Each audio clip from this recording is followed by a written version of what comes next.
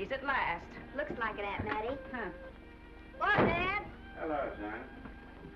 Well, daughter, how was the moving picture tonight? Lovely. Mice, that's what it was. Just a lot of mice. There wasn't anybody killed in the whole thing. No, well, then I'll stick to these. These don't talk. And that big cluck Norman Maine was in the picture tonight. Never does anything but kiss a lot of girls. Norman Maine is one of the best actors in pictures. You and your movies, that's all you think about. You shouldn't be allowed to go to him at all if you're asking me. Too bad I was so busy in the kitchen. I didn't hear anybody asking you. Hello, Granny. Hello, darling. But of course, no one ever listens to me. They do if they're within 10 miles of you. Gadding around picture shows. House all cluttered up with movie magazines. And the other day, I caught her talking to a horse with a Swedish accent. Now, sis, we're only young once, you know. Ah, Hollywood. You'd better be getting yourself a good husband and stop mooning about Hollywood. Do you know what she wants to do? She wants to go to Hollywood. I've known it all along. I've seen her making faces in the mirror and talking to herself. That's what comes of your movies. Why, what would you do if you did go to Hollywood? I'd be an actress. I would, I tell you. I've always known I could. Guys, wouldn't it be wonderful to have a movie star in the family? Oh, Miss Blodgett, may I have your autograph?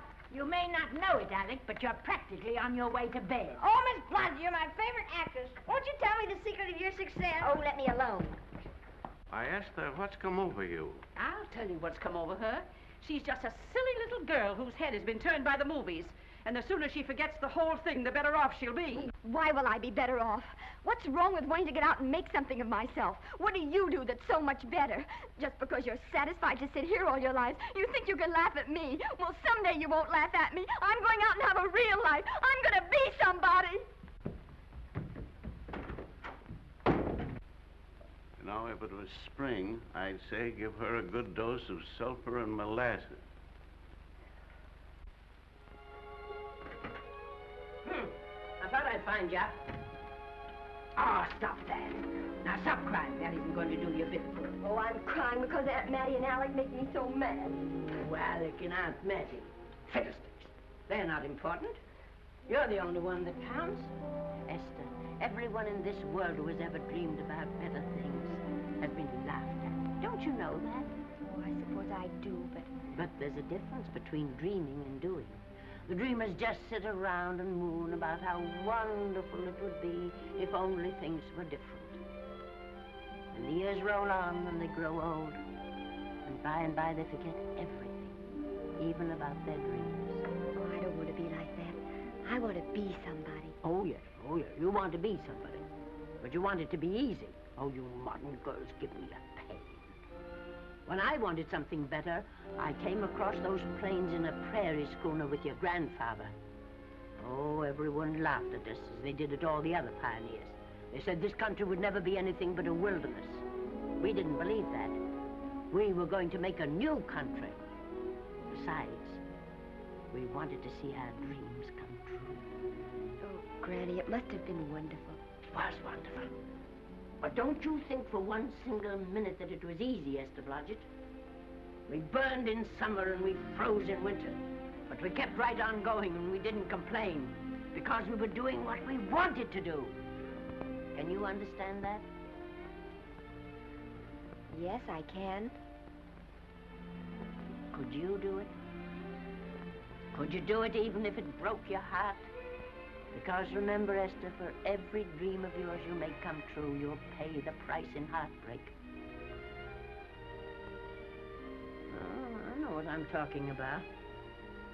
You may not believe it, but I was a young girl once. And a very pretty young girl. A lot prettier than you are.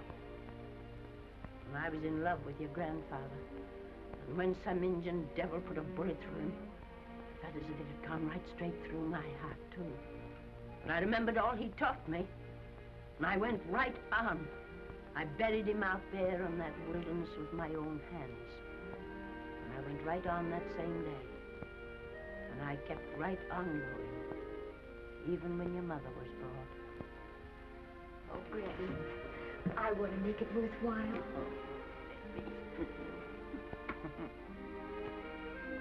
You know, Esther, there'll always be a wilderness to conquer. Maybe Hollywood's your wilderness now. From all I hear, it sounds like it.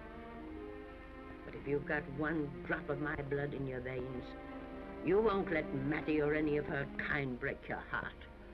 You'll go right out there and break it yourself. That's your right. Here. Oh, here. Stop that nonsense. Here. Take this and go to your Hollywood. Oh, I can't take your money. Well, why not? It's your savings. Well, I was only saving up for my funeral. Now I don't think I'm ever going to die. Oh, Granny, how can I ever thank you? By giving me your word of honor that you'll never tell a living soul where you got that money. I promise. Remember, if you do, I'll have you arrested for robbing me.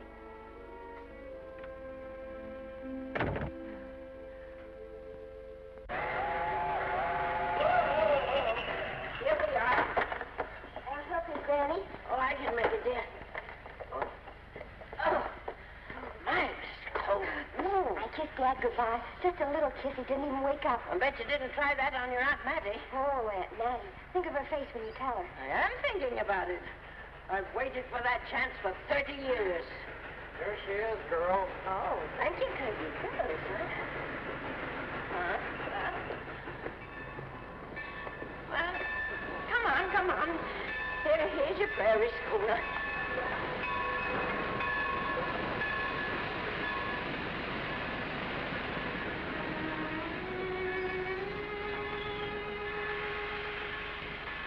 All aboard. Oh, Granny. Go on. Goodbye, Granny. Goodbye. I'll be waiting for you in those movie pictures. Don't tell Mattie. You know, my eyes are not as good as they used to be, but my ears are all right. So you remember, talk up good and loud. All aboard. Goodbye. Bye. Bye, Granny. Bye.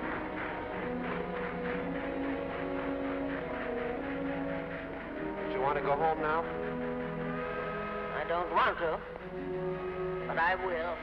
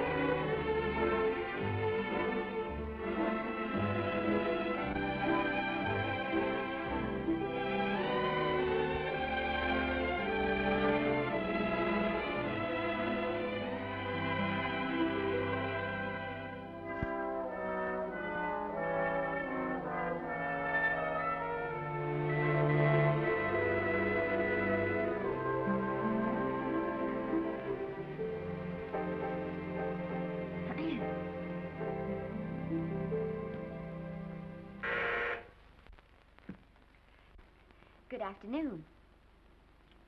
Day, week, or month? Well, it's a little hard to say. You see, I'm going into the movies. Well, you better take it for a week. It'll break your jump to Beverly Hills. Are all the studios really near here? All except Gaumont British. I suppose the best way to get a job is to go straight to the studios, isn't it? Mm-hmm. I haven't any illusions, you know. I'm perfectly willing to begin with a little bit of a part, or even as an extra. $6, please, in advance. Oh.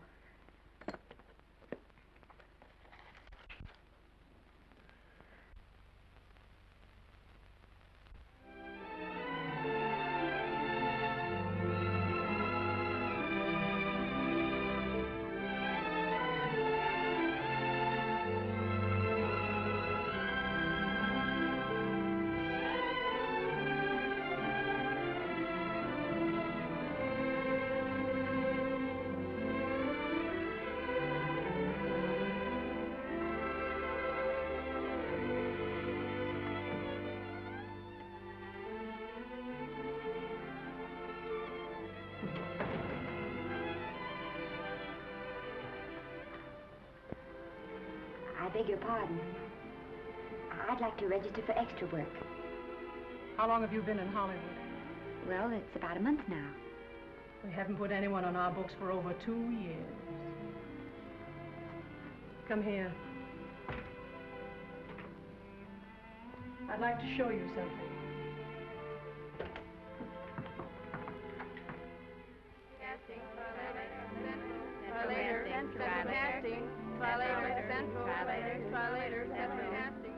Every time you see one of those little lights flash, it's somebody asking for a job.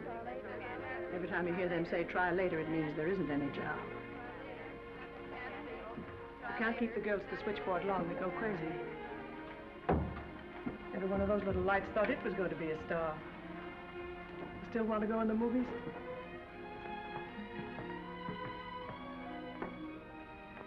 You know what your chances are? 1 in 100,000.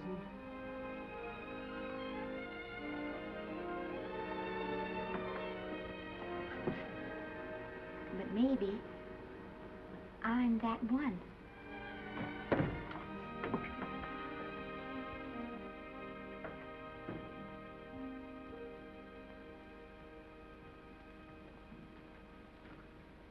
Any phone calls for me, Mr. Randall? Oh, no. Jesse Lasky and Sammy Goldwyn must be writing letters instead. How's the luck today? There wasn't any. Maybe you don't go at it in the right way. Now take Danny McGuire here. He knows the ropes. Don't you, Danny? Sure, I've had him around my neck for years. Huh? What? Oh, Miss Blodgett. Danny McGuire, our new tenant. How do you do? Mr. McGuire is a big director. Oh, are you really? Oh, could you possibly use me in a picture, Mr. McGuire? Of course, I haven't had much experience, but I don't think that really matters if you're willing. And Now I really listen, feel that... lady. In the first place, I'm not a director. I'm an assistant director. In the second place, if I had any jobs to give away, I'd confer one on myself. And in the third place, you should have stayed back home in the first place.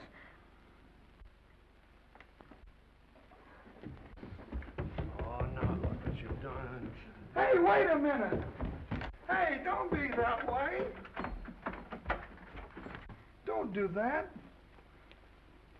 Gosh, I didn't mean to get tough, but a guy thinks he's being kidded when somebody asks him for a job and he hasn't got one for himself. After all, I'm not a big enough shot to hurt your feelings. I'm sorry. It wasn't just that. It was a lot of things. Looking for a job every day and never getting any nearer to it. I guess I was beginning to get a little scared. I know. Lady, do I know. Well, there's only one thing to do for that feeling when you're tired and sunk and down to your last nickel. Come on and I'll buy you a drink. Well, it's not as bad as down to the last nickel. I've still got $11 left. $11? You're going to buy me a drink. Come on.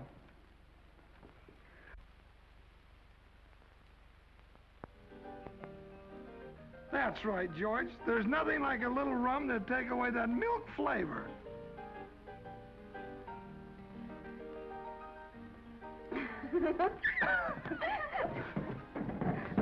I beg your pardon. Certainly.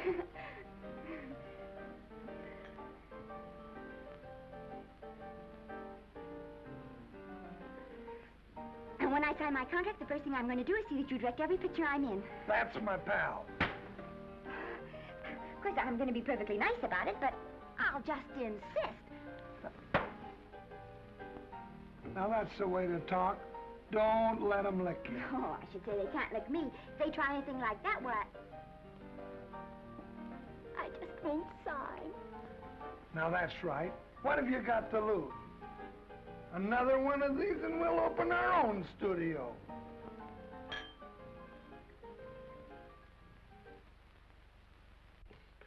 Bill rendered $24. Past due. Remit without further delay. Me.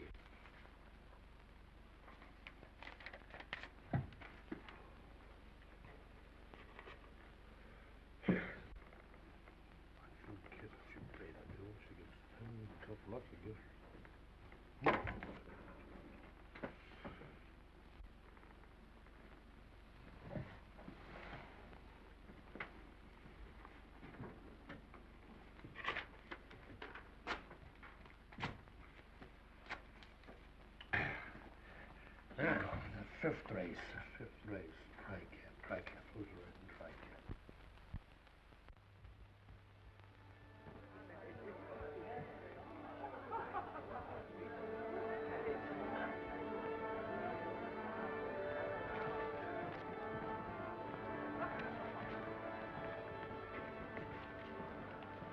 Hey, the program's going to be swell tonight.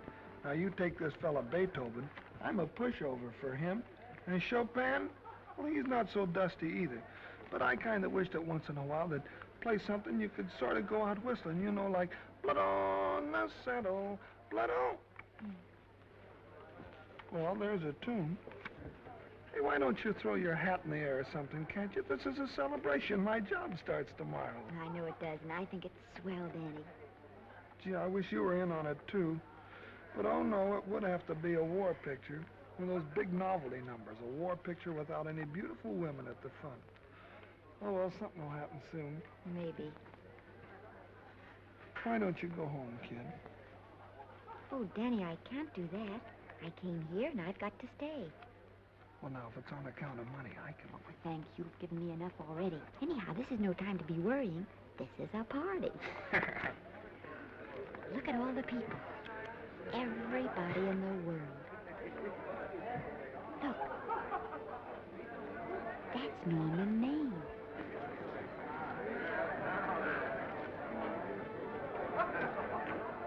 And he seems to have had that one extra cocktail.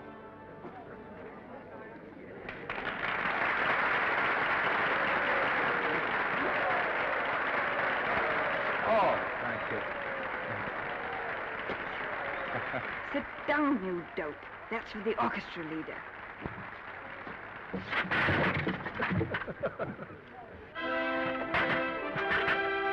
All right. Hello, Norman. Oh, Mr. Maine, put your arm around Miss Regis. Otto, this is the Hollywood Bowl. Oh, afraid of crowds. Go on, get out of here. What's the matter? You getting too big to bother with photographers? Don't want any pictures taken now. Oh, is that so? Well, supposing I take it anyway. If you do, I'll shove that Brownie number 2 of yours down your throat. Thank you, Mr. Mayor. Stop it! Stop it! Stop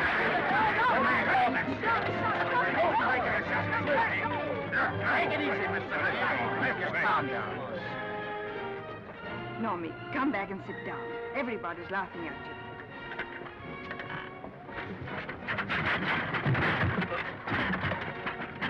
All right. Hi, Norman. Is he always like that? Well, I suppose he has to sleep sometime. Oh, and he's so wonderful on the screen.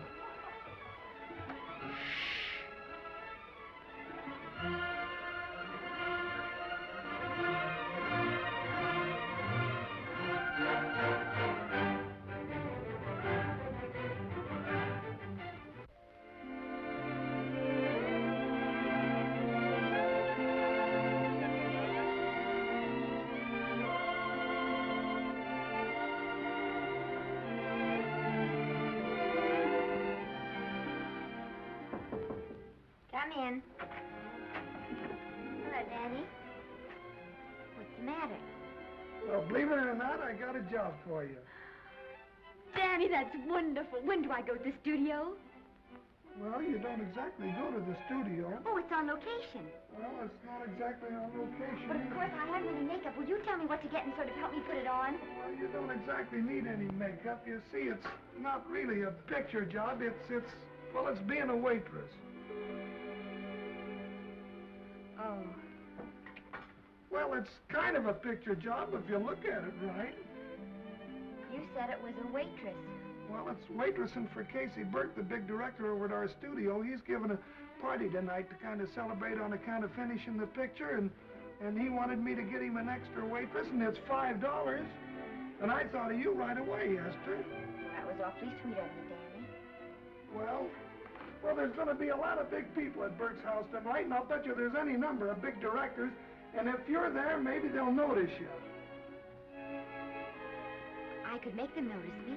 Sure you could, Esther. It's your chance. My chance. All right, Daddy, I'll do it. Oh, but I can't. I haven't got the right things to wear. To wear? Oh, here. Now, you don't think the wardrobe department's right next to my office for nothing, do you? A perfect fit.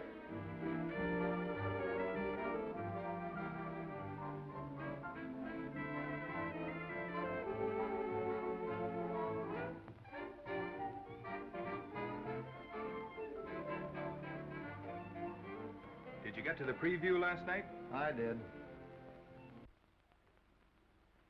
Would you like a little hors d'oeuvre? They are very nice. Oh, thanks. Well, what did you think of the picture? They should have saved it for Thanksgiving. What a turkey.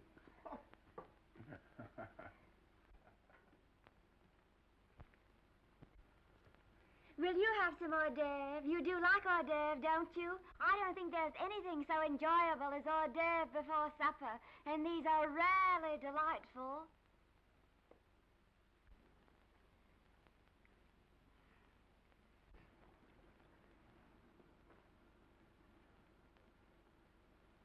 And at the finish, the kid turns around and sings the lullaby to its mother. Pardon the big boys, but would you like a little hors d'oeuvre? They say they're the best in town. Don't tell me. I know. Mae West. That's a great twist. But where are you going to find a 2-month-old baby that can sing? Hello, Oliver. Oh, hello, Casey. You want to fire me now? Wait till you see the picture. I'm not a director anymore. I'm a male nurse. What's the matter with the picture? A guy by the name of Norman May. His work is beginning to interfere with his drinking. Oliver, don't tell me I'm to direct his next picture, too. Mm-hmm. You were my favorite producer. Now, wait a minute. You just go right on with your directing. I'll take care of these stars. I know how to handle them. I had a serious talk with Norman after that Hollywood boat occurrence, and you don't have to worry any more about his behavior. Excuse me, Mr. Niles. Mr. Libby of your publicity department is on the telephone. He says it's most important, sir. It's about Mr. Maine. Thank you. Oh, it's probably just some little thing. Of course, Oliver. I'll turn on the radio and see if they've called out the National Guard yet. Hello, Libby. What's the good word? Mr. Norman Maine, America's Prince Charming, was apprehended driving an ambulance down Wilshire Boulevard with a siren going full blast. He explained he was a tree surgeon on a maternity case. Well, will it be in the papers? No, it won't be in the papers. But that's a nice, expensive hobby of yours, keeping Mr. Maine's informal entertainments out of the public press. Oh, that's fine work, Libby. Try and see that no one gets to Norman. He's probably home sleeping it off. Oliver. Yeah. Why can't you forget those dopes at the studio for one night? Business, business all the time. I don't know what's going to become of you. Norman! Why didn't you call for me? Well, by darling, why didn't I call for you? In case you've forgotten, I was supposed to come here with you. Oh, that's all right. I got here without any trouble. The only reason I don't slap your face. Yes, darling, I know. Hello, John. Oh, hello, man. Well, what's the matter with Oliver? He looks as if he'd had bad news. Hello, Mary. What's the matter, old boy? Maybe I'm wrong. I guess I've been drinking too much lately. No, you ought to cut it down. It's bad stuff. Scotch and soda.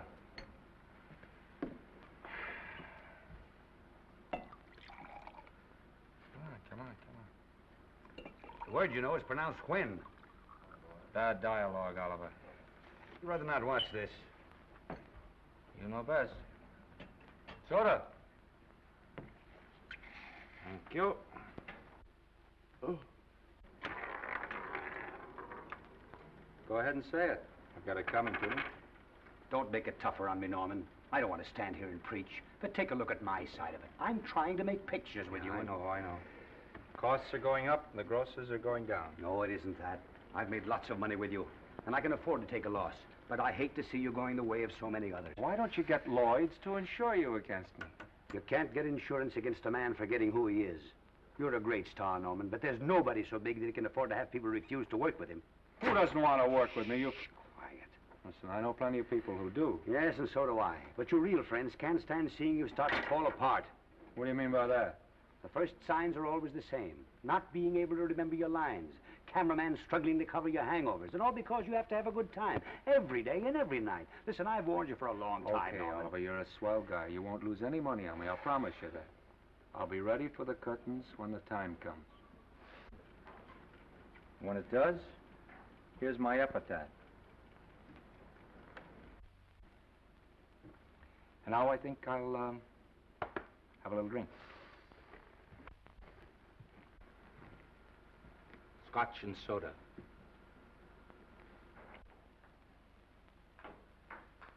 Scotch and soda. Ooh.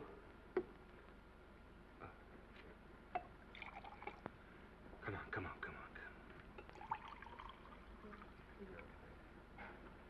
A little soda? Caviar? No, thank you. Yes, pardon me. Ah, lovely. No, I mean the caviar. No, don't go away. I'm starving. Really. Which would you take?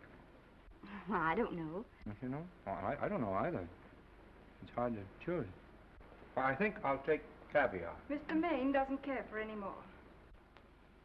Do you, Normie? No. Well, Normie doesn't care for any more. I think I shall get very drunk indeed.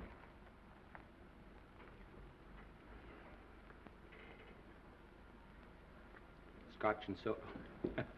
Sorry, I have something.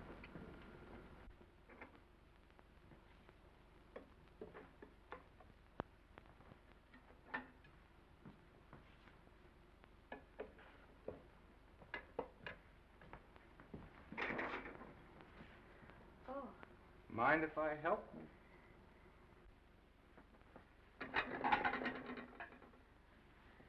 Won't they miss you? Oh, no. They'll just look under the table, and when they see I'm not there, they'll forget the whole matter.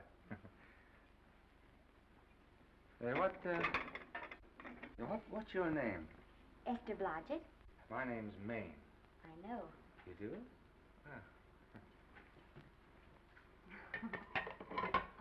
What's so funny? I was just thinking about all your fans and how surprised they'd be to see you here helping me put plates away. Oh, they don't know my finer side. They'd be pretty envious of me, meeting you this way in person. Oh, how do you do? Well, tell me, are you disappointed? Yes. Now you've done it. Oh, never mind that. That makes the room look lived in. Tell me, why are you disappointed? I was sitting behind you at the Hollywood Bowl the night you didn't want to be photographed. Yeah. I'm told I crept into many a heart that night. Oh, I can never explain this. You know, you have very pretty hair. You better get out of here. And a sensitive mouth. And a charming little Precisely why are you here instead of with the rest of the guests? I'm just trying to be helpful. I see. Are you sure there's no other attraction?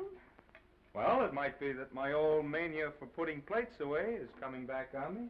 It's rather odd. I always know where I can find you if there's a pretty girl around. It's not only odd, it's embarrassing. You're being deliberately insulting, Norman. I put up with this for long enough. Dear, don't lose your temper.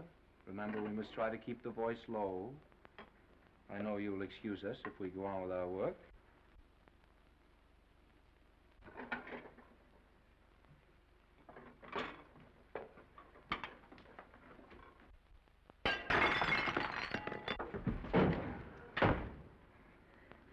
Now see what you've done.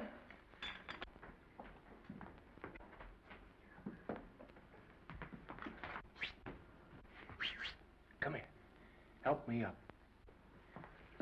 Are you hurt? No more than usual. Come on, the wolves are on us. We gotta get out of here. Oh, I can't. The dishes aren't finished. Oh, yes, they are.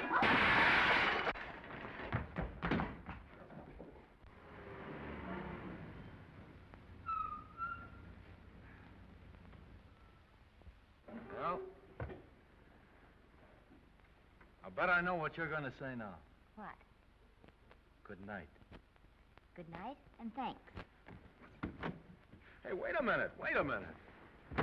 Hey, you realize that all I found out about you is that you're foolish enough to want to go into pictures? But why is it foolish? Look at you. Yeah, that's what I mean. No, I'd rather like to go into this matter a little more thoroughly. Oh, that's awfully nice of you. So why don't we go on up to my place and talk it over? Oh, no. Thank you very much, but I really must say good night. Good night. But you're not angry. No. I'm hungry. Well, why don't you go and get something to eat? Good night, Miss Blodgett. Good night, Mr. Maine. Wait a minute. Peter, the least I can do is to see you to your door. Will I see you again? I hope so. Has anyone ever told you that you're lovely? Well, now you know. Thank you.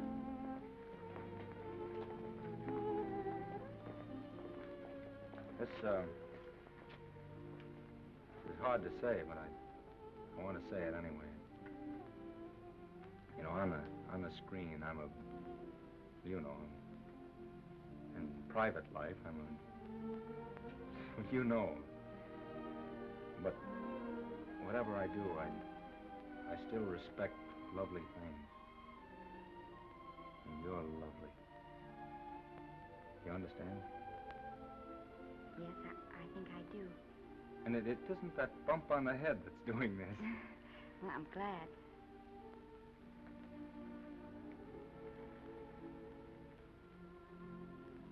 Good night. Good night.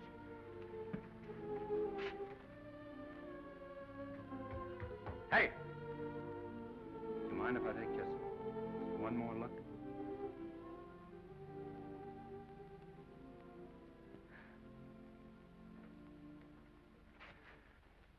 Go away. Quite impossible. I wouldn't even consider it. No.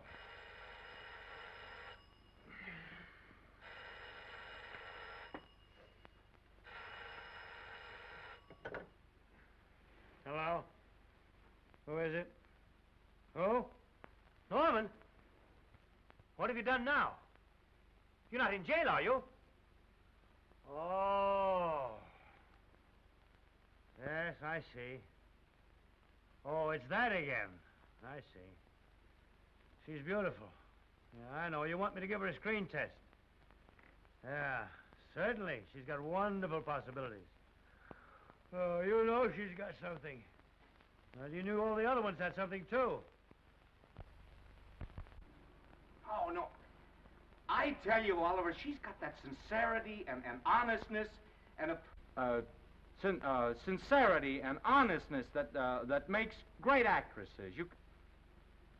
Oliver, I am so sure of this girl that I want to take the test with her myself. Listen, Oliver, you've worked hard. You're entitled to a break. You get...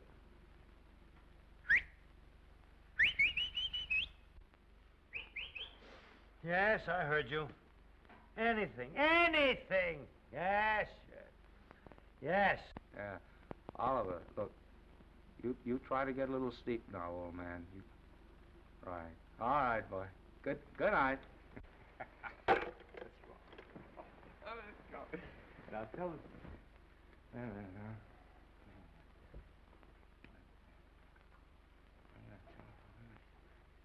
Telephone book. Telephone book. What is a telephone?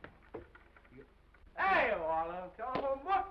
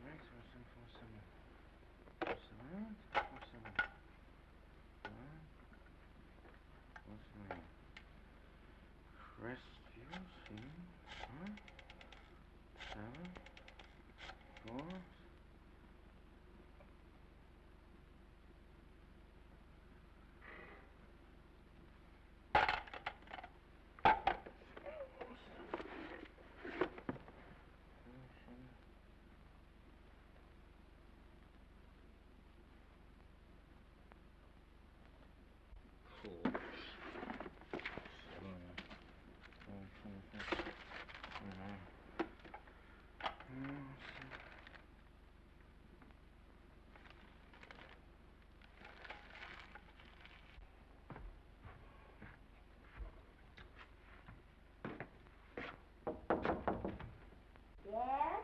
Telephone. For me? Some drunk trying to be funny says he's Norman Maine. Oh, thanks. I'll be right down. And Miss Blodgett, would you give him a message for me? Tell him it's 3 o'clock in the morning!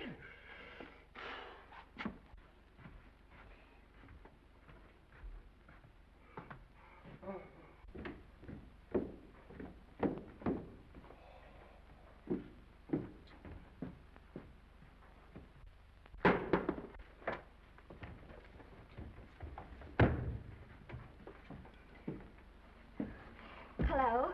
What? Oh.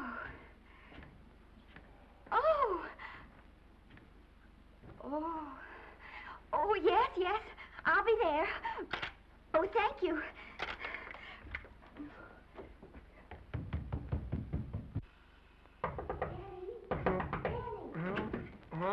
Danny, what do you think? I'm going to take a test tomorrow, and Norman Main's helping me do it. I'm taking one, too. Garble's assisting me.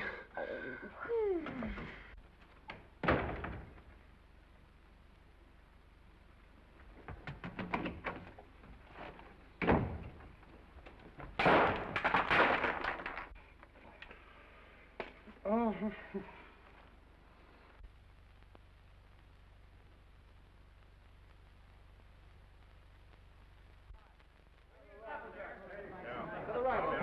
Move that Golo in.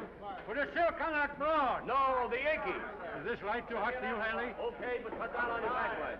Put a double on that 90. Bring it down a little. That's it. Now pull it. Pull down on that 150. Get pulled down on that 150. Okay. Come here and get this thing. Run it here. Run it.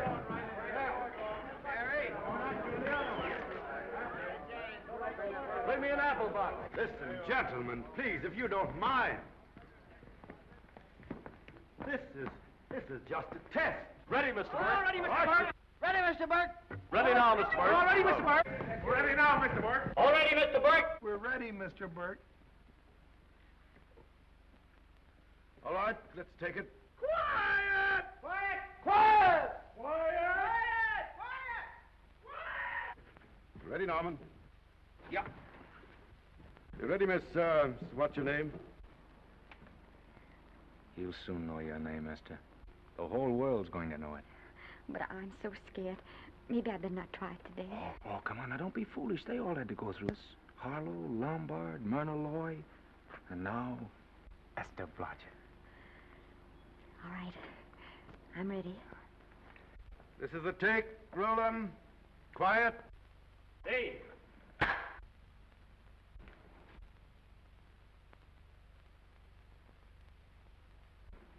I may as well tell you that my whole organization thinks I've gone a little nuts to sign you. Well, maybe they're right. I've been nuts before. You see, all the experts seem to think that your type is a little mild for present-day taste. But I rather believe that tastes change, like eyebrows. And I think that also, like eyebrows, tastes are going back to the natural. You look like a nice girl. I think I'm going to like you. That's not important. I think the public will like you. That is important. Yes. I see what you mean. I mean, I know it is. Only don't think it's going to be easy. Nothing you really want is ever given away free. You have to pay for it. And usually with your heart. Someone else told me that once. But you still have to work it out for yourself. Oh, well, all this is just a long way of saying, I'm glad you're with us and good luck to you. And now I'm going to turn you over to our demon press agent, Libby. Don't let him frighten you. He has a heart of gold, only harder. And for the love of Pete, learn to close your mouth and keep it closed, even in your love scenes.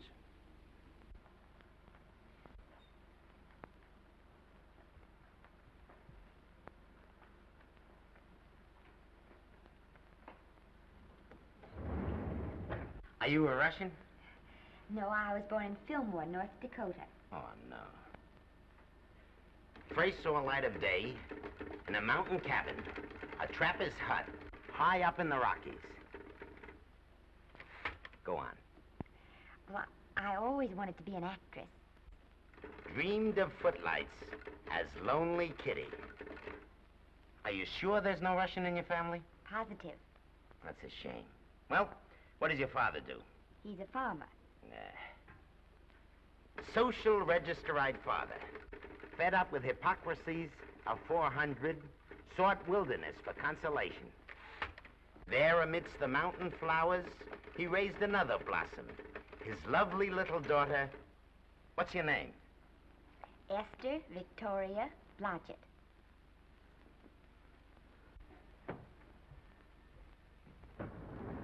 Greatly appreciating your attention in this matter, very truly. Do you know what her name is? Esther Victoria Blodgett. Hey, we'll have to do something about that right away. Esther Victoria Blodgett. Well, that Blodgett's definitely out. Let's see, Esther Victoria, Vicky. How about Vicky? Oh, I think that's terribly cute. Let's see, Vicky. Vicky what? Vicky, pronounced Vicky. See, Esther, Besta, Sesta, Desta, Festa. Oh, that's very pretty. Jester, Hester, Desta, Lester. Vicky Lester. Oh, I like that. Say it. Vicky Lester. Say it again. Vicky Lester. Say it again. Vicky Lester. Say it. Vicky Lester. Say Vicky Lester. Vicky Lester. Vicky Lester. Vicky Lester. Vicky Lester. Flash. Oliver Nile Studio discovers new starlet, a Cinderella of the Rockies. Her name is Vicky Lester. Those who have peeked tell me she couldn't be more Devine. The face of an angel and such natural talents. Her voice is a symphony. Her very walk, they tell me, is enough to drive men mad. Not that way. Get the lead out of your feet. Lift them up.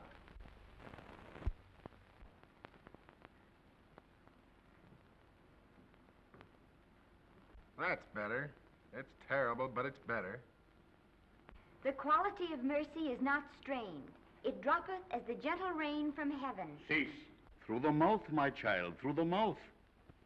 The nose is for smelling roses. Proceed. Does she have to look surprised all the time?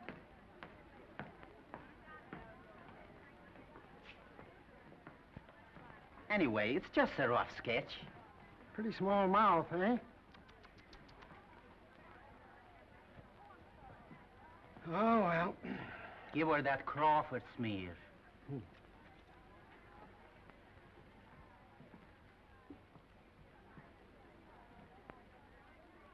This'll give her that Dietrich. Yeah.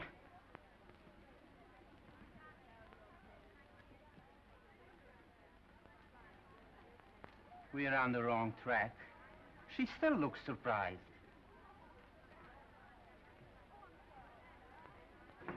Listen, dress people, we're shooting on the set this morning, not in the commissary. Now come on, snap into it. Acme Trucking Company? No, Mr. Smith is not in.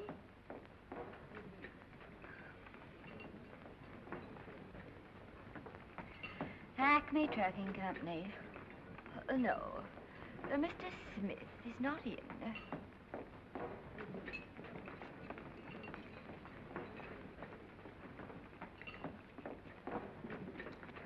Good morning. What can I bring you, Mr. Maine? That just shows how long you've been here. Mabel, bless you. How soon are you and I going to be married, huh? I don't know. You'll have to ask my mother.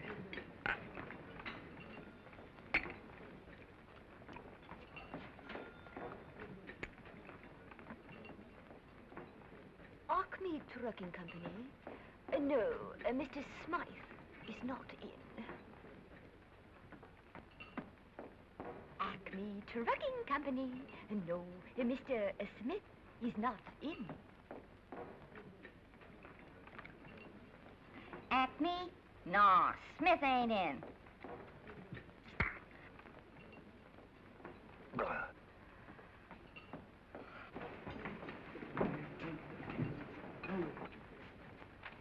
Acme Trucking Company? I'd like to speak to Mr. Smith, please. Mr. Smith is not... Oh, Norman.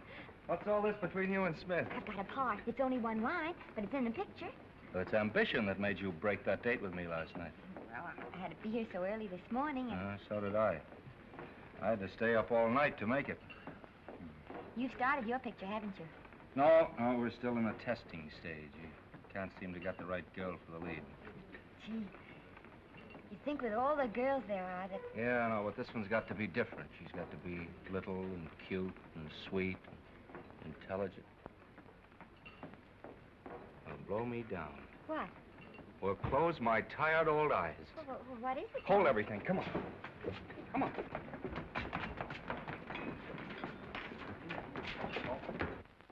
Well, you've been through the whole casting directory. I'll work day and night, Mr. Niles. And I'll work with her, Oliver. And I can be mean or nasty or anything you want, Mr. Niles. If she clicks, Oliver, you've got a star overnight. Okay.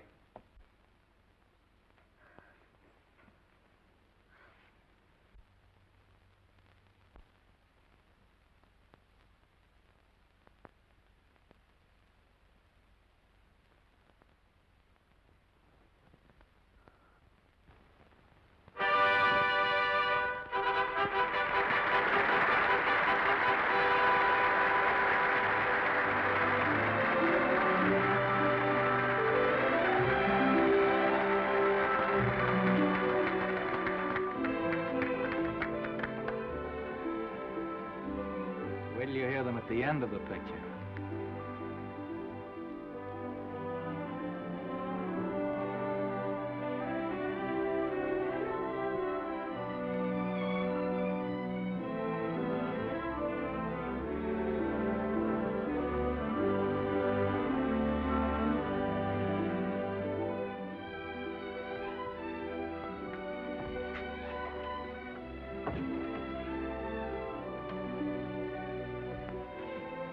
Do you think we were noticed? By no one. They're much too busy playing at croquet. I've loved you all my life. But we only met 2 days ago. That's when my life began.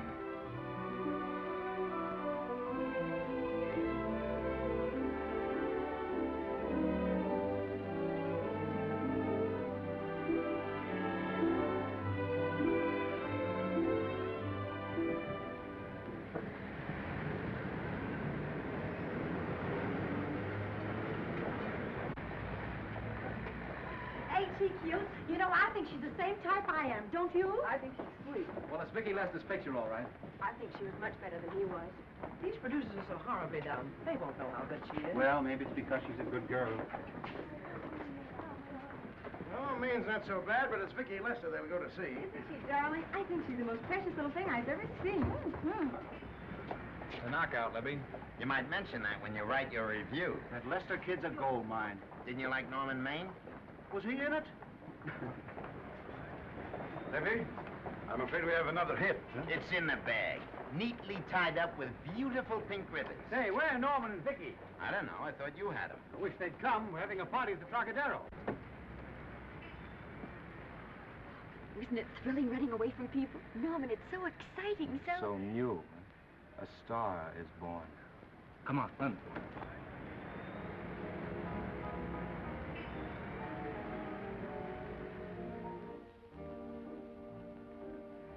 It's wonderful, isn't it? A crazy quilt. Oh. It's a carpet that's spread for you. It's all yours from now on, you know? Come, Esther. You're a success. You'll have everything in the world you want. I hope it'll make you happy. Hasn't it you? But then there was one thing I never had. Lots of times I told myself I'd found it, but I always knew I was lying. Still, I never stopped looking for it. Maybe it'll come. Well, I think it has come, Esther. I only wish it weren't too late. Oh, but it's not too late.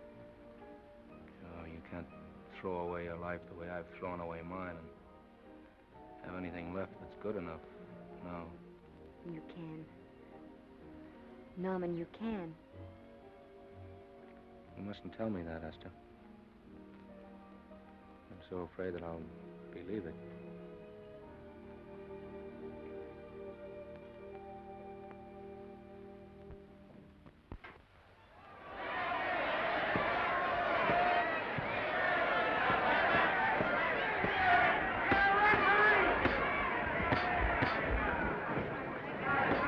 Gotcha. Shoot your right. Swell, isn't it? Lovely. What's Garcia getting? Can't you hear me, Gotcha? Shoot your right!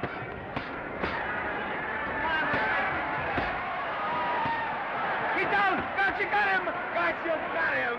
He did, didn't he? Yeah, but he'll be up, though. You like it? Sure I do. You like me? Sure I do. Ooh, that reminds me. Will you marry me? No, thank you. Come on, Gotcha, finish him. Why won't you marry him? Well, you're not dependable. Hey, shoot your right! Throw away your money. Break him up in there. Break him up. Drink so much. Well, suppose I quit drinking. Yes? Come on, Gotcha, shoot the right in there, the right! Suppose I save my money. Yes? There he goes! Let him have it! Suppose I became absolutely dependable on all occasions. Yes?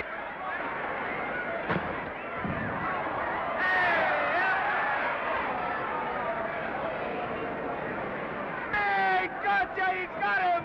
He's got him! He certainly did.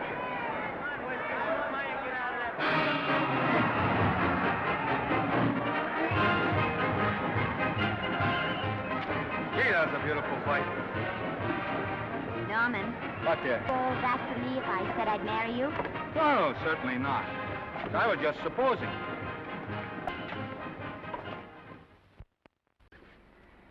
We're going to be married. Guess I didn't read that line right. I'll try it again. We are going to be married. Both of us. Yeah, to each other. What do you think of that? Well, when? Where? Well, we thought we'd elope in the conventional manner. What's the matter? It's trying to decide whether it's good for the studio. Is it? It is. And bless you, my children. When's it going to happen? Oh, we thought we'd just sneak out sometime. We're not telling anyone but you. Listen to this. The screen's ideal romance blossomed into breathtaking reality today when Vicky Lester and Norman Maine, America's dream lovers, slipped quietly through the portals of holy matrimony. How does it sound? Horrible. But you see, we're going to elope. Sure you are. It'll be the biggest elopement this town ever saw. We'll get a tie-up with the Army, have you escorted all the way down to Yuma by 20 of their new bombing planes. Is he going with us? Don't you think we can work this thing out better alone? No sense in bothering the happy couple with all the details. I'll see to it that you get a carbon copy of the whole layout. I can hardly wait. I'm sorry. We didn't realize that we were in the way. While you're settling the details, you don't mind if I take this woman out and buy her a ring, do you? Sure, go ahead. We want everything legal. That's a charming match. A nice girl like Vicky. And public nuisance #1. Now, wait a minute, Libby. Norman's all right. And if you'll pardon my pointing, Vicky's business is her own. It doesn't require any comments. I wasn't making any comments. I just said it was a rotten shame. So go ahead and plan the elopement. Oh, that elopement stuff is out. You can't get any scope in that. We're going to have a wedding. Where'll we have it? Customary place, I believe, is a church. Nah, it's been done. This has got to be something big. The beach. I can visualize it. The bridesmaids in bathing suits. 20,000 Santa Monica school children spelling out the word love. It's a novelty, but is it big enough? Why not the city hall? A police escort of every motorcycle cop in town. Sirens screaming, confetti pouring out of buildings like the Lindbergh reception in New York, only on a big scale. What's the matter? Isn't it big enough? And now if any man can show just cause why these two may not be lawfully joined together, let him now speak or else hereafter forever hold his peace. Do you, Alfred Henkel, take this woman as your lawful wedded wife? Will you love, comfort, honor, and keep her in sickness and health as long as you both shall live? I will. Do you, I beg your pardon. Do you, Esther Blodgett, take this man as your lawful wedded husband? Will you obey, serve, love, honor, and keep him in sickness and health as long as you both shall live? I will. Place the ring on her finger. Hurry, please. Now, by virtues of the power invested in me as Justice of the Peace of San Bardo Township, County of Los Angeles, I pronounce you man and wife.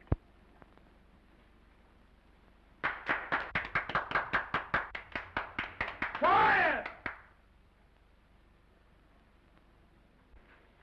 And now I must exercise my prerogative of office. I hope you'll be very happy, Mrs. Henkel. Thank you. Thank you, sir. Oh, Thank you Danny. very much. Now, if you'll please sign the license. Oh, yeah. You know, Mrs. Henkel, I can't help but believe I've seen you somewhere before. Oh, really? Well, I believe this is the first time I've ever been in San Bardo. You know, your face is familiar, too, Really? Mr. Henkel. There you are, sir. Thank you very much. Oh, Here's your thank you, receipt. sir. Thank you. Goodbye. Goodbye. See you again. Yes, goodbye. No, I don't mean I'll see. No. Yeah, I think you got by with it. But it was close. That JP was just beginning to remember where he'd seen us. Well, anyway, we got away from Libby. Hello, Toots. If you will be kind enough to glance between my shoulder blades, Mr. and Mrs. Henkel, you will find there a knife buried to the hilt. On the handle are your initials. Lovely to have seen you, Libby. Hold him, wait. Hold him, Danny.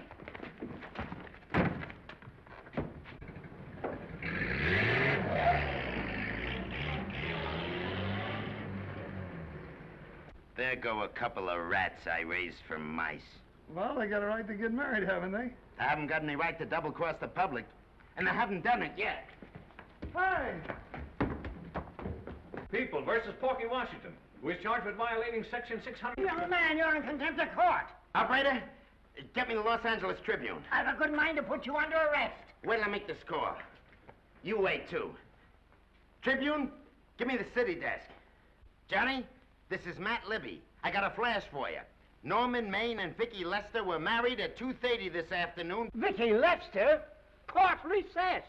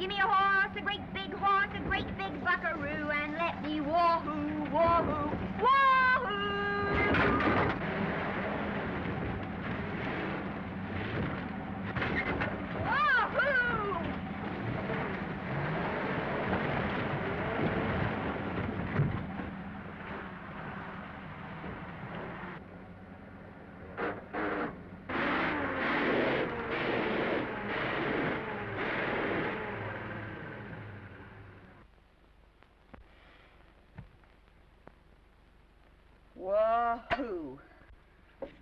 Now, Wahoo, I don't want to sound immodest, but I think I've stripped a gear.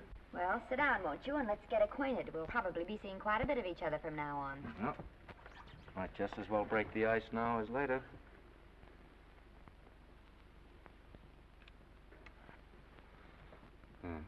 Now we're old friends. Say, have I got time for a shower before dinner? Plenty, if you can find a shower. I never can remember where that thing is. Does it pull out or slide under? Here, I think I can find it. No, it's the linen closet. Here it is. Nice work. Oh, half the time those things are just luck. I'll see if I can disinfect this steak.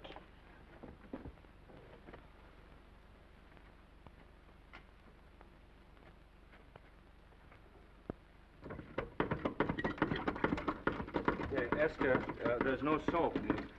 Here. Thank you. Oh, and Esther. Yes, dear? I'll need a washcloth. Oh. How are you fixed for cigarettes? And you know I never smoke underwater. Hey, what do I do to make this thing work? Pull that gadget at the top and pray for rain. Well, I can't reach it. I can't get my hands up. If you've gone in there with your arms down, you'll never get your bath. Unless you're a contortionist. Yeah, well, I'm not a contortionist, and don't throw that up to me now. You knew it when you married me. Will you close this door, please?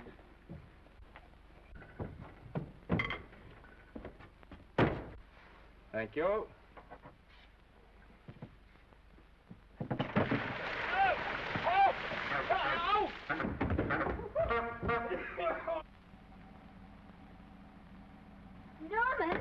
Norman, here comes the car. You got it? Huh? Here, quick. Quick what? Quick, go out and stop them and ask for help. Oh, I'll catch cold. Oh, you'll get warm again. Yeah, don't, dear. They'll recognize me. Now, you keep your face down. Go on. There may not be another car for a week. Well, Howdy, partner. Howdy. Stuck? Yeah, how'd you guess it? Can you get us some help? Well, I reckon not. You know, it's a long way to town. We're pretty busy down at the place. Well, I got to get out of here. I've got my wife with me. Doesn't she like the country? No, and we're short of food. There's a lot of game in them woods. You know, well, my wife can't shoot. Well, you're sure up against it. Sorry I can't do anything for you. Well, wait, listen, I'll be frank with you. I'm Norman Maine. Who? Norman Maine. Well, my name's Judd Baker. Glad to have met you. Well, so long. Hey, wait a minute. Listen, you don't... So you're Norman Maine.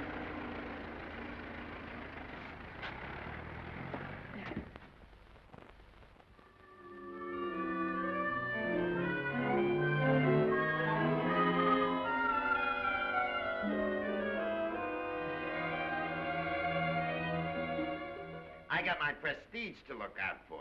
I'm supposed to be the best publicity man in the racket, and they laugh themselves sick when I even try to get a decent mention of Maine. Yes, I know how sensitive you are, Libby, and I don't like to see your feelings hurt. Thanks, boss. Now, Vicky, there's a dish for free space. But if Maine swam across the Pacific, the papers would keep it a secret.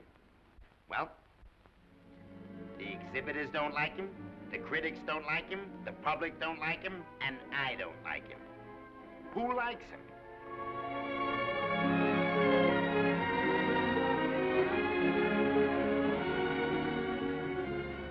Oh, but darling, this is almost too much of a surprise. And there I was in my touching innocence, thinking we were going to live at the beach house. Oh, we'll still keep the place at Malibu. But this is special. This is our castle. It used to be in the air, you know? Well, we'll never use any ugly words like contracts and pictures and careers. When we come in those gates, we'll check the studio outside. Come on, I got another little surprise for you.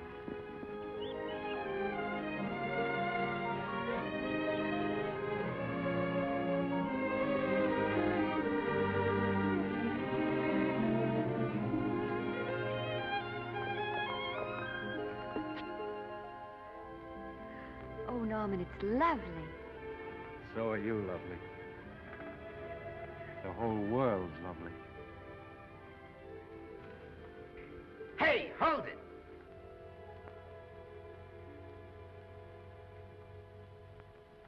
That's it. Caption: Their honeymoon never ends. All right, let's get some pictures. Now, if the bride will sit here and the groom stand behind her, we'll have something unique. Now let's go after something different. You sit down and she'll stand up. Pretty radical, isn't it? Yeah, but in a nice way. Okay, Otto, fire. Caption, their honeymoon begins anew. Ah, the producer. Caption, their honeymoon ceases abruptly. Hello, Oliver, glad to see you. No, I'm glad you're back. Thank you. Vicky, how well you're looking. Hello, Oliver. Am I interrupting? Yes, thank you. Just want a couple more pictures. That's enough of both of them. What they're asking for is exclusives of Miss Lester. Alone. Oh, I see. Well, come on, Oliver, let you and me get exclusive. See you later, Vicky. Oh, don't worry, Otto. My camera smashing days are over. They ain't your only days that are over. Oh, hold that, Miss Lester. Gorgeous. Well, Oliver, how's the dividend situation? Very pleasant. I think we'll show $2 million on the next quarter. Oh, good. Smart move of mine to sell my stock, eh? Oh, well, when you need money, you need it. Well, some people save up for just such an event. You know, there's bound to be a rainy day occasionally. Yeah, but as a citizen of California, I've always refused to admit that. Yes, I know, but still it does rain. Well, anyway, you can thank me for some of those dividends of yours. Mm-hmm. Oh, can't you? Oh, sure. That was a little too quick, Oliver. What's the matter? The Enchanted Hour was a smash hit, wasn't it? Well, it made Vicky a star overnight. Yes, it should have. What about me? Oh, let's talk about business at the office, Norman. Beautiful pool you have here. Beautiful. Oh, now let's talk about it here. Didn't they like me? Well, maybe the part wasn't just right. That was the best part of the year. Look, Oliver.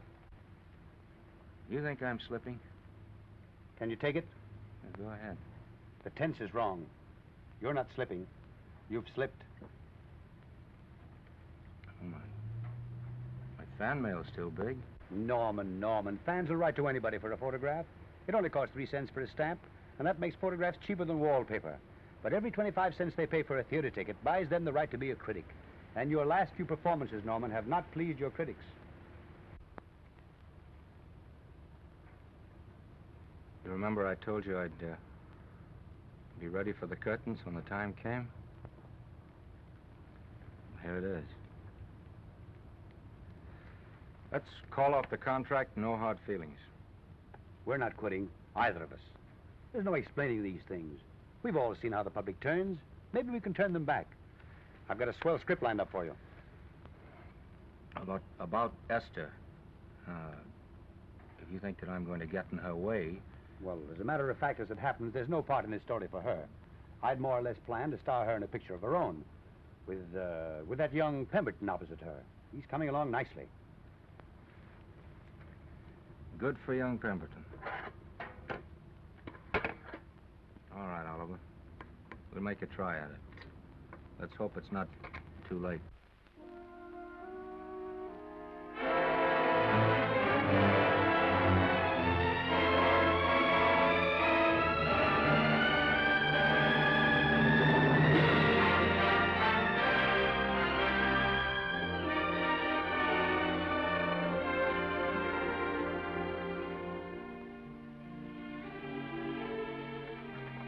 No argument. I'll buy those. Huh. The screen's most finished actor. I'll say he's finished. He keeps them away in droves.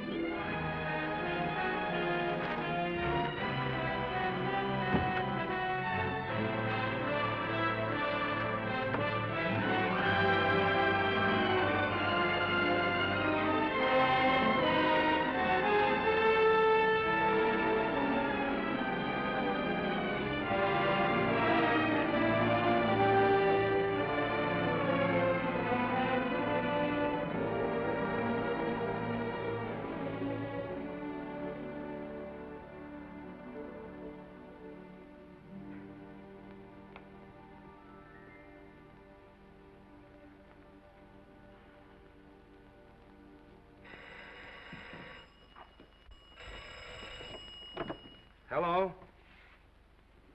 No, Miss Lester isn't home as yet.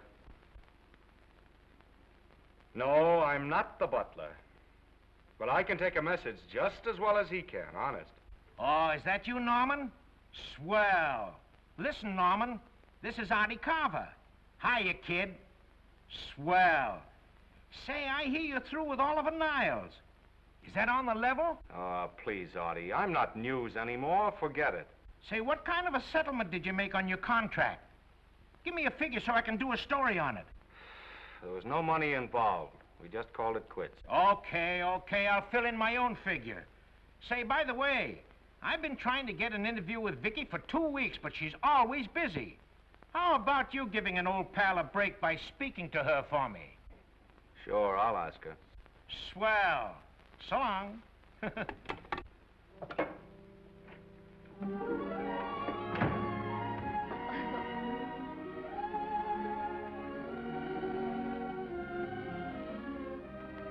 I didn't mean to be late, darling, but Casey wanted All right. You're here now. What's new today? Nothing. Haven't been out of the house. Let's go somewhere tonight. No. You're tired. We'll stay in. I'm not tired, really. Oh, yes, you are. You've got a hard day ahead of you. Anyway, I see so little of you, I'd like to have you to myself. Oh, but it's the servants' night out. We haven't any Yes, we have. I fixed a little snack with my own lily white hands. I'm learning to cook in my spare time. Then I think I'll marry you. Oh, I get it. You want to make an honest cook of me. Comes in on wheels in this joint.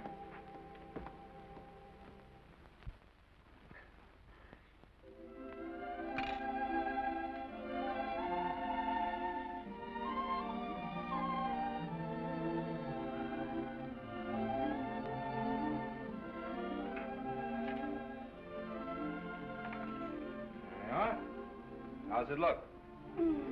Wonderful. Huh? That's what I thought. Now then, don't be formal, just pitch in. Yeah?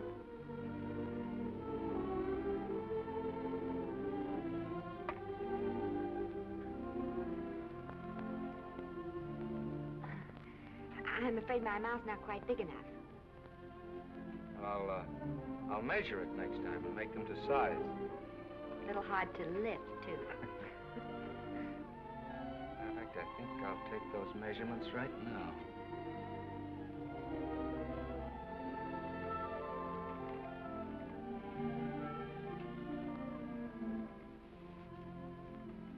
And that's what I wait for.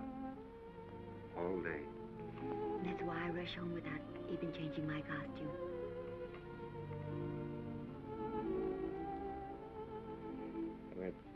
We're forgetting that we're hungry. Would you like a sandwich? Thank you. I still have a little work on this one.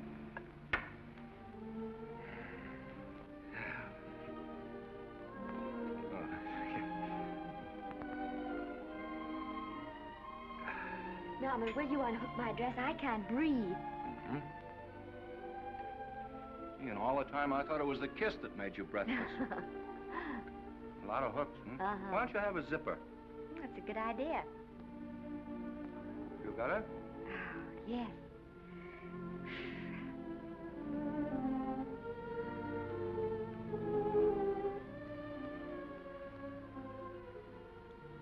Don't look now, but I think that guy on your left is in love with you. I hope so.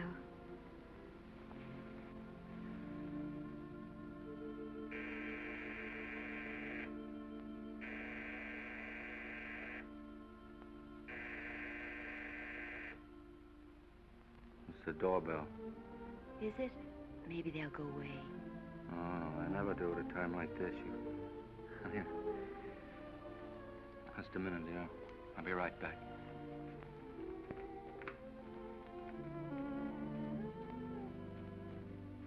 Does Vicky Lester live here? Yes. I got a package for her. I'll sign for it. Who are you? I'm her husband. Oh, sure. Sign right here, Mr. Lester.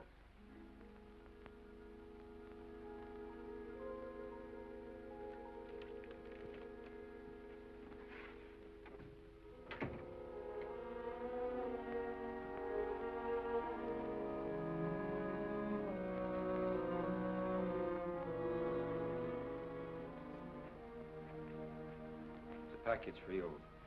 Oh, by the way, I forgot to tell you, they want you for a benefit to Shrine Auditorium next Wednesday night. I told them I'd ask you.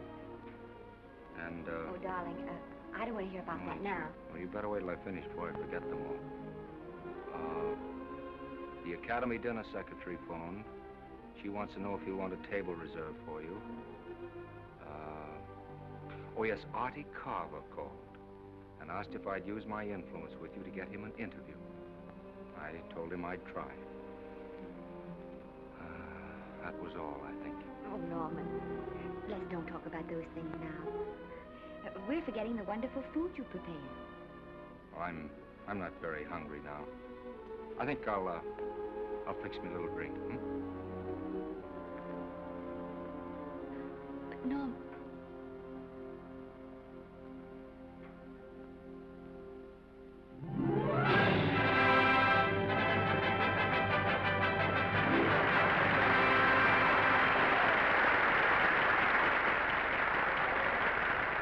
Norman would come. Oh, stop worrying. And think how nice that statuette's going to look on your mantelpiece. Do you suppose anything's happened to him? But of course not. He's just been held up in traffic. You think about that statuette. And now we arrive at the climax of the annual dinner of the Academy of Motion Picture Arts and Sciences, the highest award within our power to bestow. We have already applauded with our hearts as well as our hands, while awards have been given those gentlemen who during the past year have rendered distinguished service to the motion picture industry. We now pay honor to the ladies, or rather to one lady. We offer to her the Academy Award for the finest performance of the past year. She has already had the world's acclaim, but this is the tribute of her fellow workers, the men and women of this industry. It is not only my pleasure, but my privilege to present this award to the actress who created the unforgettable Anna in Dream Without End, Miss Vicki Lester.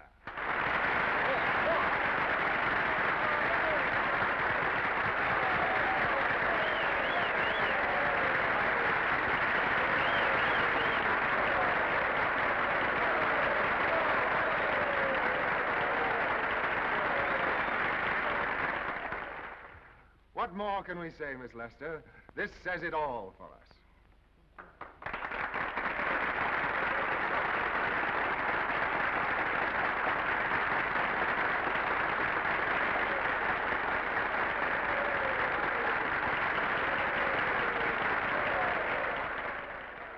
Ladies and gentlemen, when something like this happens to you, and you try to tell how you feel about it, you find that out of all the words in the world, there are only two that really mean anything. Thank you. All I can do is to say them to you from my heart. All I can do is to keep on saying them. Hey, that's fine. All this thing. That's a very pretty speech, my dear. Very pretty. You said the right thing. I want to be the very first one to congratulate you on that valuable little piece of bric-a-brac. Now I want to make a speech. Gentlemen of the Academy and fellow suckers, I got one of those once for a best performance. They don't mean a thing. People get them every year. What I want's a special award, something nobody else can get. I want a statue for the worst performance of the year. In fact, I want 3 statues for the 3 worst performances of the year, because I've earned them. And every single one of you that saw those last masterpieces of mine knows that I've earned them. Libby, start the music.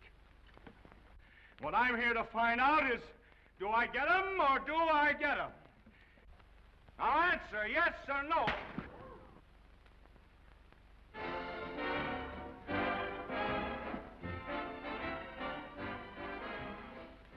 Norman, darling, let's go and sit down.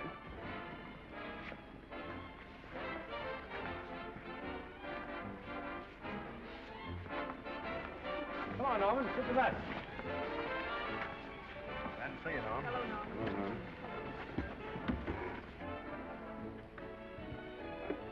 Well, Norman, how are you? Hi, Oliver. My dear, do let me congratulate you. You must be terribly proud and happy tonight. Thank you.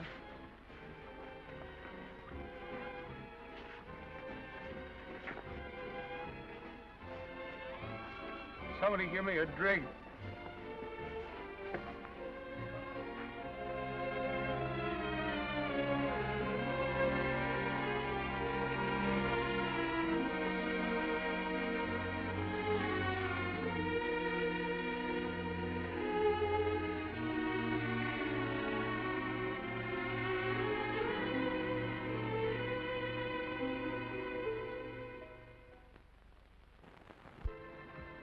Oliver, it's nice of you to come to my dressing room. Vicky, how are you? I've missed you. Everyone's missed you. Have a nice trip. Well, a 3-month tour of the theater circuit scarcely comes under the head of pleasure. But the way they're screaming for your pictures all over the country. Miss Lester, if I may talk shop, you are a knockout. Thank you. It's good to hear that. You've been crying. A little. How's Norman?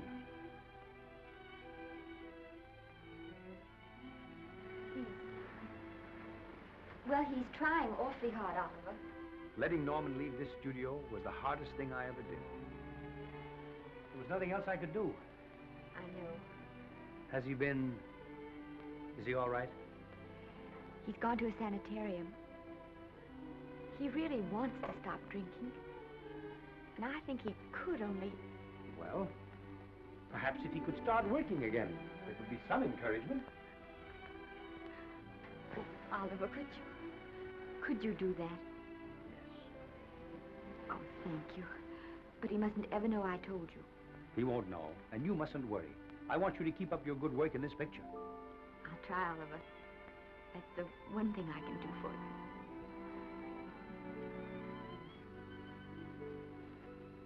you. If you'll just sit here, Mr. Niles, I'll have Mr. Maine brought down. Thank you. Brought down.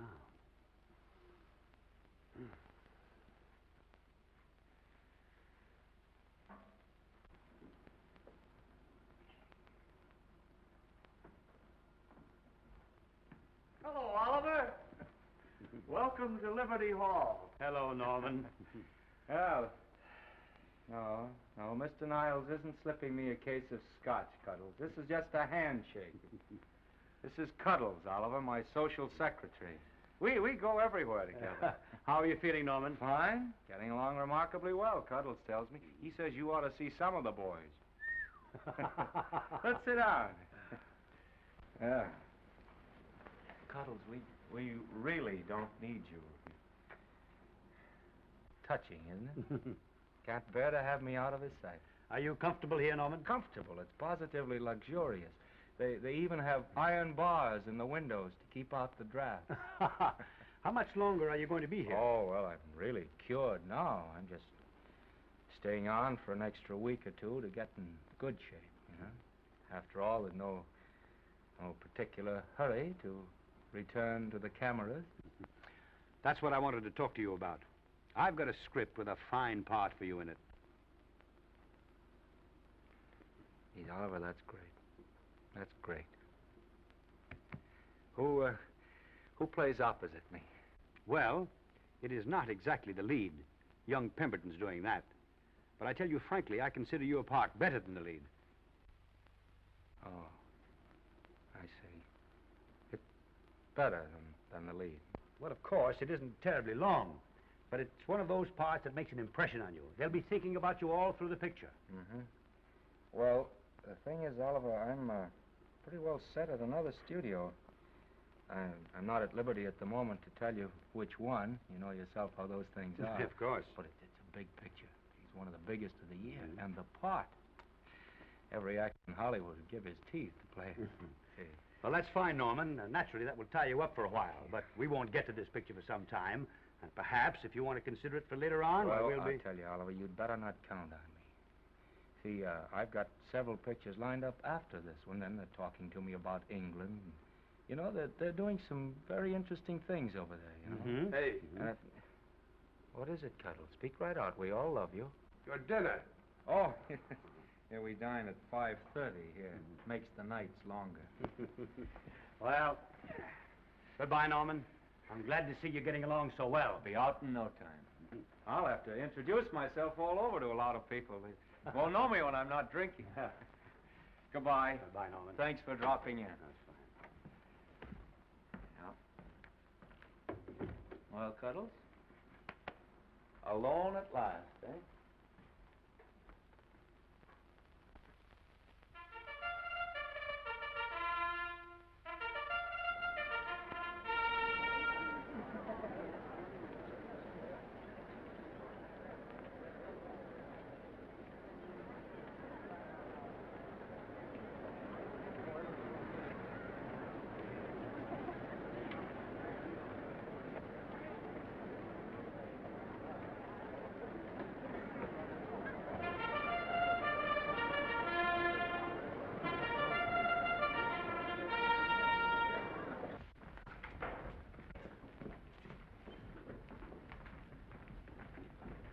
Bert, Sam, how are you, Marion?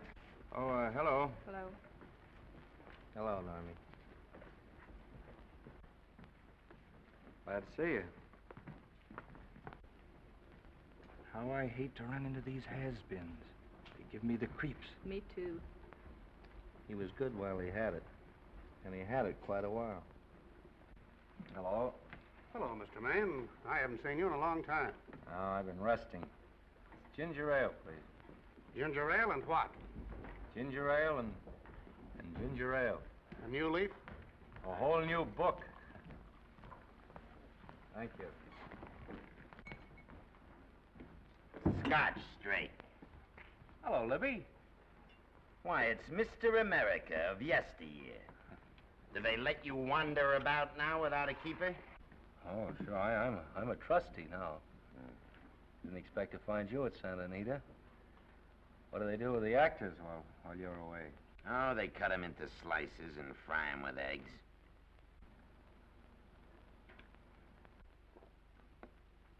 I suppose you'll be here all the time, now that you've retired from the hurly-burly of the silver screen.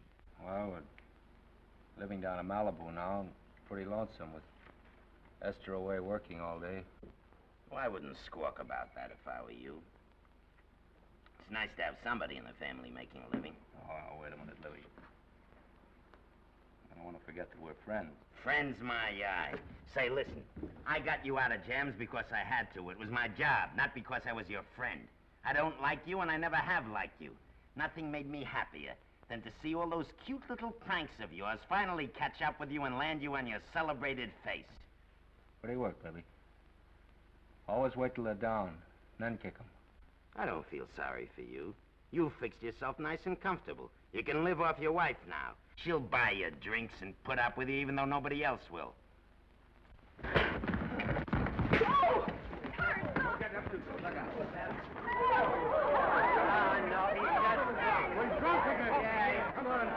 Wait a minute. Come on outside for you wise guys. I'm Norman Maine. Well, that's not my fault. Oh, don't bother to toss him out. He's harmless. All right, Mr. Libby, if you say so. Sure, let him go. What can he do? He can't fight any better than he can act. It's Norman Maine. Oh, he's drunk again. Why, he's been drunk for years.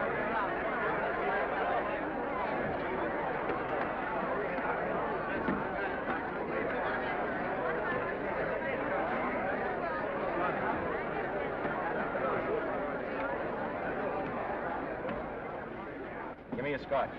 Double. Leave the bottle here.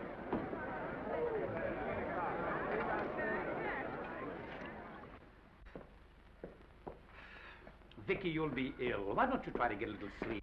But he's been gone 4 days. 4 days and not a word.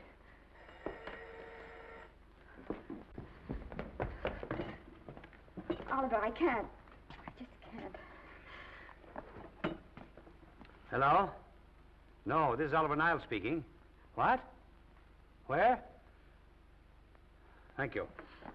What is it? Nothing, nothing. Oliver, tell me.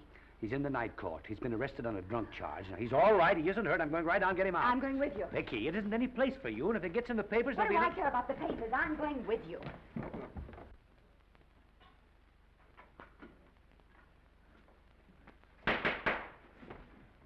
Division 30, Municipal Court, County Los Angeles, now in session. The Honorable Judge J. Barris presiding. Be seated, please. Were you able to do anything? Judge wouldn't even see me. Ready, Your Honor.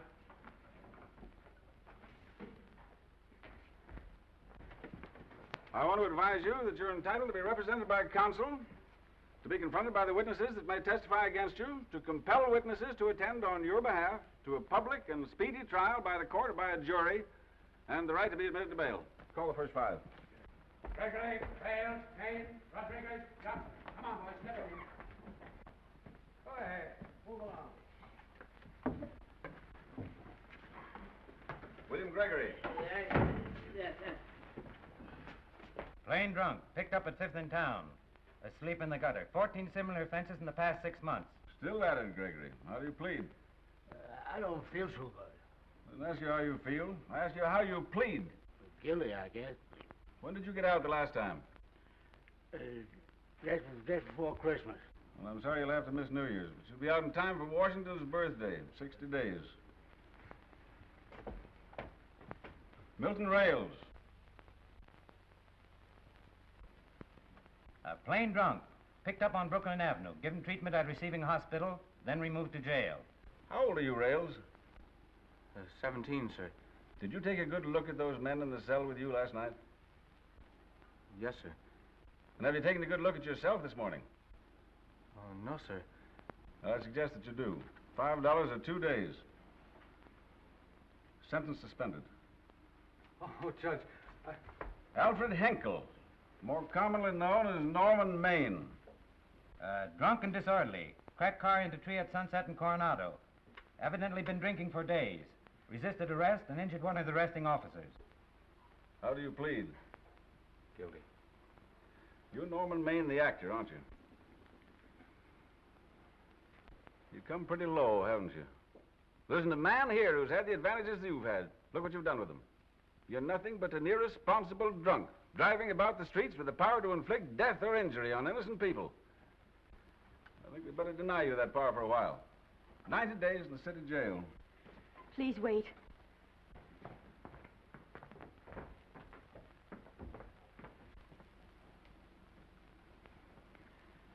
I'm his wife. Yes, I recognize you, Miss Lester. Please, Judge. I promise you this won't happen again. I'll be responsible for him.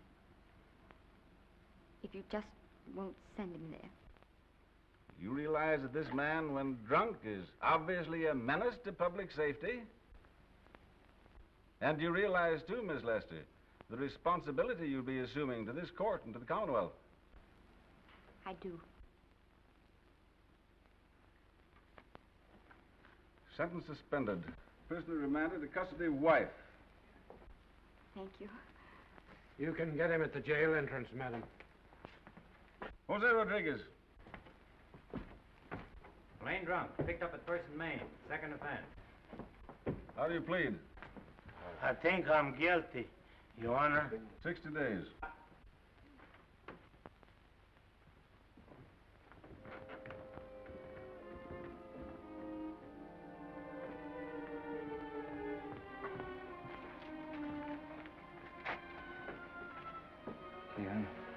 I'm so tired. Hold it, Mr. Maine. Picture. Oh, no. What please. about a statement for the press? Oh, no, please.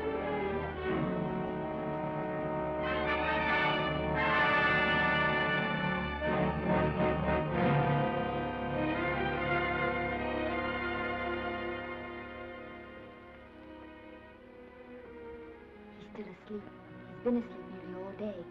It's the best thing for him. It's awful to see this happen to someone you love. And know in your heart that it can't get any better. I only know that all I can do now is stay with him and try to help him. So will I. And between us, we'll take care of him. You're very fond of him, aren't you, Oliver? Well, I'm very fond of both of you. Then I know you'll understand what I have to tell you.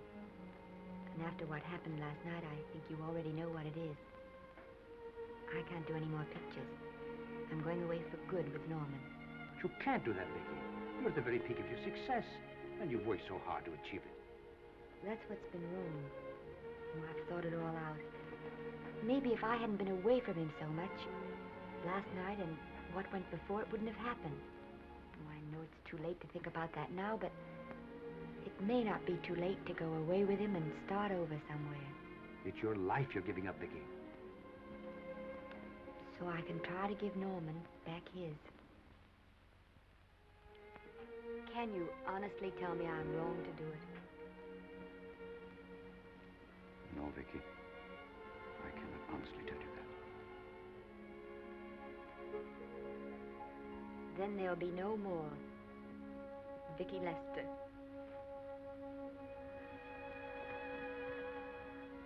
Come on, walk to the door with me.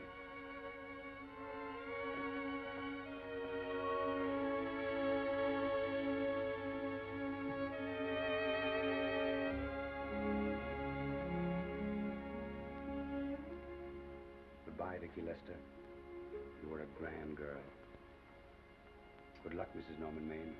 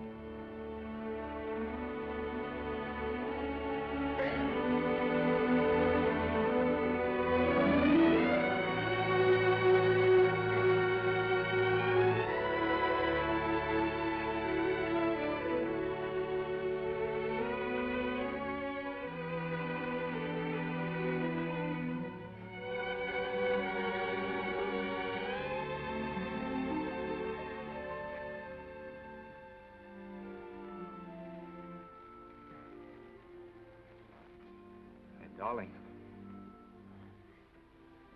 this is Maine coming in to apologize again. I'm sorry, dear, but it isn't you. What other troubles have you got? None. I was just playing a scene with myself. Now look, I'm just coming out of the jitters and you're just going into them. This is a swell household. Isn't it? I'll tell you what we'll do. I'll promise to brace up if you'll go on the wagon. I guess I have been drinking too much. You know what I'm going to do? I'm going to be an athlete. You mean with great big muscles and everything? Well, roughly speaking. Gonna join the YMCA? It costs too much. I'm going wading out in our front yard. Now? Sure. Would you like me to go with you? Sure, if you'd like to. No, me. I don't think I will. It might spoil this beautiful, natural wave. Yeah, I guess that's right. But, darling, look, could you have a hot toddy, some hot soup for me when I come back? Some hot soup? Yeah. And I'll make some of those nice sandwiches. Norman, do you have to?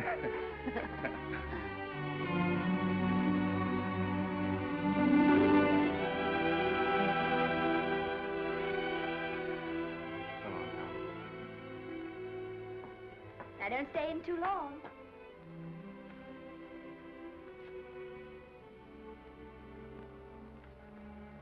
Hey! You mind if I take just one more look?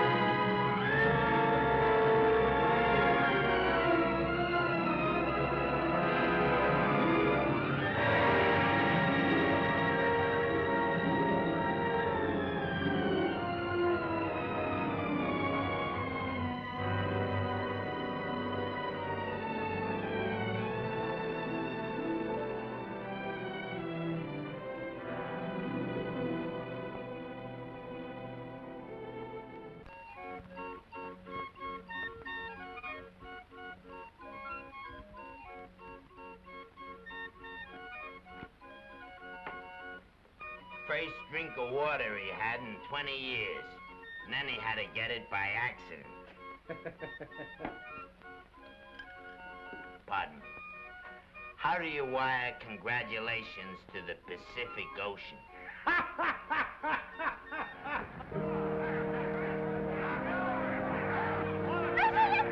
Oh, you can't see her face. Hello, Vicky.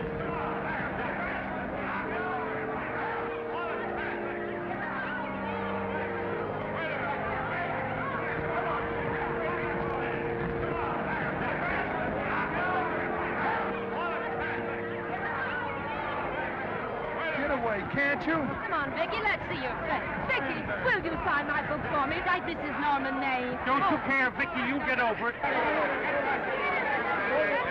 Stand back, can't you? Don't you cry, dearie. He wasn't so much.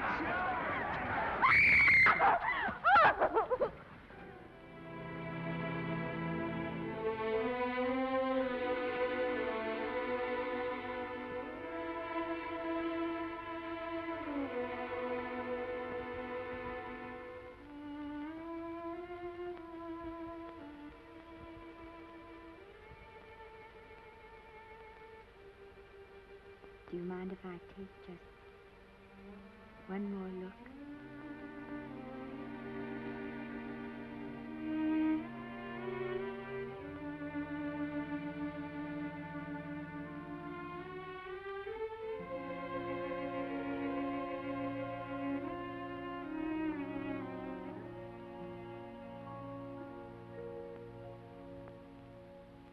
Here are the paychecks for the servants' graves.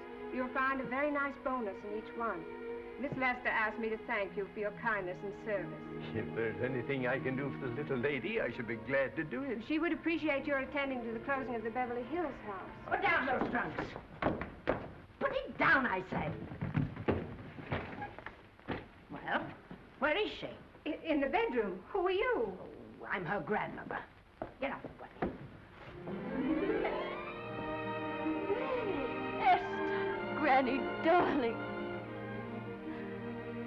Oh, I'm so glad to see you. What made you come? Oh, I know when I'm needed. Now get out of here. Go on. Get out of here, all of you. I want to talk to my granddaughter alone.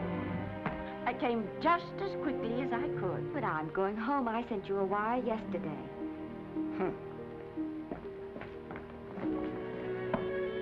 Sit down. Is it true that you're going to quit the movies? I never want to hear them again. What are you running away from, little girl? I'm not running away. It's just that I can't go on. My heart isn't in it anymore. Once I told you, if you get what you want, you have to give your heart in exchange. And you said you were willing. Do you remember? I remember. Well, it seems to me that you got more than you bargained for. More fame, more success, even more personal happiness. Maybe more unhappiness. But you did make a bargain. And now you're whining over it. I don't think I'd feel so very proud of myself if I were you, Esther. I'm not, Granny. But my mind's made up. Oh, and I'm sorry I gave you the money to come out here. It was just wasted. Oh, but Granny... I was proud of you, Esther.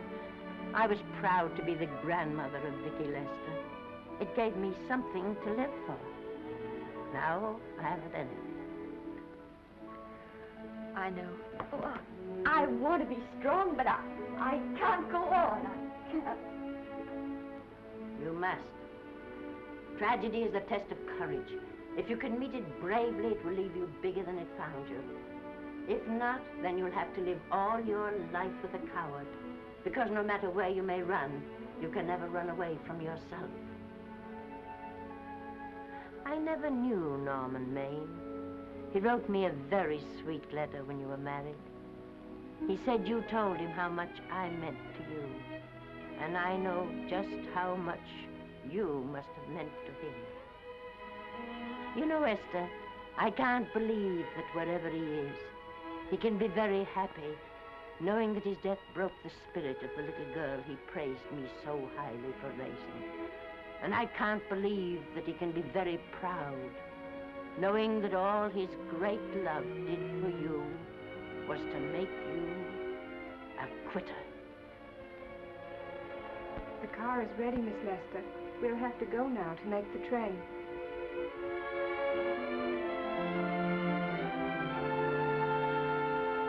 Put the car back in the garage. Granny.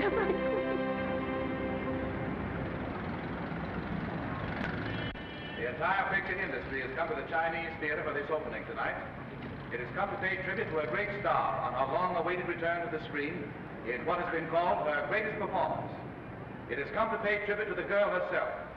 The girl who has won the heart of Hollywood. The girl who has won the heart of the world. Miss Vicki Lester. And if I'm not mistaken, Miss Lester's car has just driven up. Yes, it is she.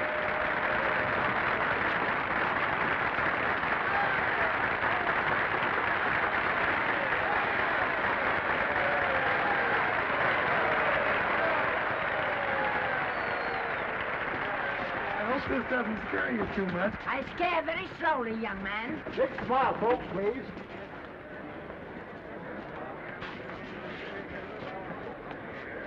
They'll have your mug, I mean your face, plastered across half the papers in the country tomorrow. How do I look? Oh, you look swell. You're a liar, but I like you. And here's Miss Lester's grandmother. Won't you say a few words to the radio audience, please? Say something, Letty. You know, we've got a thing like that back home where they all listen in on, but we call it a party line. Won't you say something, please? They're listening. Maybe some of you people listening in dream about coming to Hollywood. And maybe some of you get pretty discouraged. Well, when you do, you just think about me. It took me over 60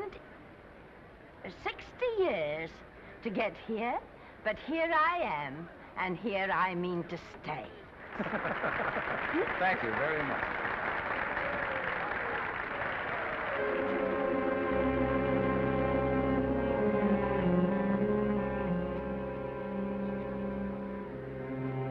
Miss Lester. This microphone is on an international hookup. Throughout the world, your fans are hoping that you'll say a few words to them.